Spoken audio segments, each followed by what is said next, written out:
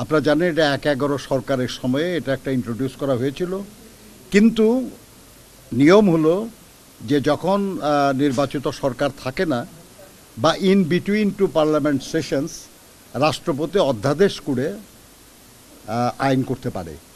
সেরকম করে আইন করা হয়েছিল না ভোটের বিধান, এবং একমাত্র ২০০৮ সালের নির্বাচনে এই না ভোটের বিধানটা কার্যকর ছিল। কিন্তু আপনারা জানেন যে না ভোট খুব একটা পড়ে না আমাদের দেশে।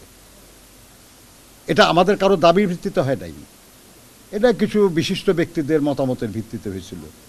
এবং আপনারা জানেন যে এরপরে ২০০৯-এ যারা দায়িত্ব নিলেন তারা ১ মাসের মধ্যে ওই অধ্যাদেশগুলি অনুমোদন করার কথা ছিল, তারা অনুমোদন করতে যায় এই না ভোটের বিধানটা তারা অনুমোদন করেন নাই, ফলে এটা আইনে পরিণত হয় নাই। এখন যেটা প্রস্তাব করা হচ্ছে এটা আবার একটা নতুন প্রস্তাব, এবং এটা আমাদের প্রস্তাব না। তা যারা প্রস্তাব করেছেন এই ব্যাপারে তাদের যদি জিজ্ঞাসা করেন তাহলে ভালো হয়।